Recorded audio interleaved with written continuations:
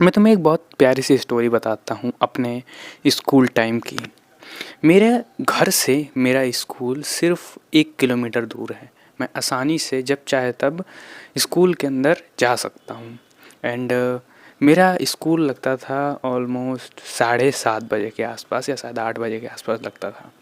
चलो अभी के लिए मान लेते हैं 8 बजे स्कूल लगता था। मैं सुबह उठता था 1 घंटा पहले जस्ट स्कूल के, एंड मैं तुरंत जाता था, नहाता था एंड खाता था एंड स्कूल के लिए मैं निकलता था करेक्ट 8 बजे। मतलब अगर 8 बजे स्कूल है तो मैं घर से निकलता था 8 बजे।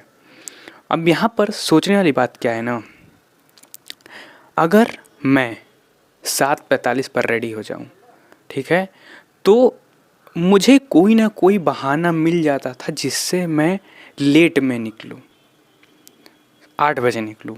मुझे ध्यान आता था कि जूता नहीं साफ़ है, फिर ध्यान आ जाता था कि वो कॉपी नहीं ली है, उस कॉपी का काम नहीं पूरा है, ये कारण है, वो कारण है।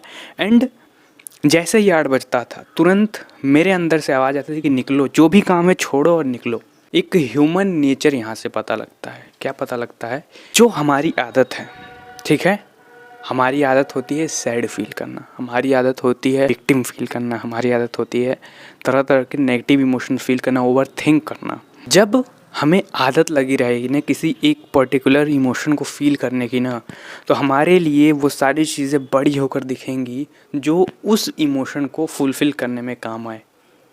ठीक है, मतलब कि चीज़ें बड़ी या छोटी नहीं होती है, हम अपने अकॉर्डिंग उसको बड़ा या छोटा बनाते हैं। एंड मैं गारंटी देकर कह सकता हूँ, जिस चीज़ को लेकर तुम ओवरथिंक कर रहे हो, जिस चीज़ को लेकर तुम इनसिक्योर फील कर रहे हो, वो अगर मैं सही भी कर दूँ ना जादू से, भगवान सही कर दे जादू से ना, तो फिर तुम कोई नया चीज़ पकड़ लोगे, वही सेम इनसिक्योरिटी, वही सेम टेंशन लेने के लिए। मतलब कि ये सब कुछ जो है वो बस है, इसे बड़ा या छोटा हम बनाते हैं। प्रॉब्लम बड़ी है छोटी है, इसे हम क्रिएट करते हैं। एंड मैं गारंटी देकर कह सकता हूँ, तुम्हारी लाइफ के अंदर कोई एक ऐसी पर्टिकुलर प्रॉब्लम होगी ना जिसे तुम उतना ध्यान नहीं देते हो, तुम्हारे लिए उतना ज़्यादा बड़ा महत्व नहीं रखता है, लेकिन सेम वही प्रॉब्लम दूसरे के लाइफ के अंदर बहुत ज़्यादा डिस्टर्बेंस क्रिएट कर रही होगी, मेंटली हिल चुका होगा उसी सेम प्रॉब्लम से जो तुम्हारी लाइफ के अंदर है। वही सेम प्रॉब्लम तुम्हारे लिए बहुत छोटी है, वही सेम प्रॉब्लम किसी और के लिए कुछ भी नहीं है। इसका सिंपल सा मतलब क्या है कि जो जो तुम्हारे लाइफ के अंदर तुम्हारे हैबिट हैं, तुम्हारे फीलिंग्स हैं, ये सब कुछ फेक हैं। ये सब कुछ तुम खुद क्रिएट कर रहे हो अपने माइंड से। इन सब का कुछ मतलब नहीं है, मतलब तुम बना रहे हो, क्योंकि ये तुम्हारा पैटर्न है, एक स्ट्रक्चर तुम्हारे अंदर बना है, उसी के हिसाब से सारी चीज़ें तुम्हारे अंदर आती जाती हैं। तो इसका सिंपल सा मतलब क्या है कि अगर तुम्हें अपने लाइफ को फिक्स करना है तो तुम्हें उन प्रॉब्लम्स को फिक्स करने की ज़रूरत नहीं है, तुम्हें इन पैटर्न्स को फिक्स करने की ज़रूरत है। सही सुना तुमने। तुम अगर सैड फील करते हो तो सैड फील करने का तुम्हें कोई ना कोई बहाना मिल जाएगा।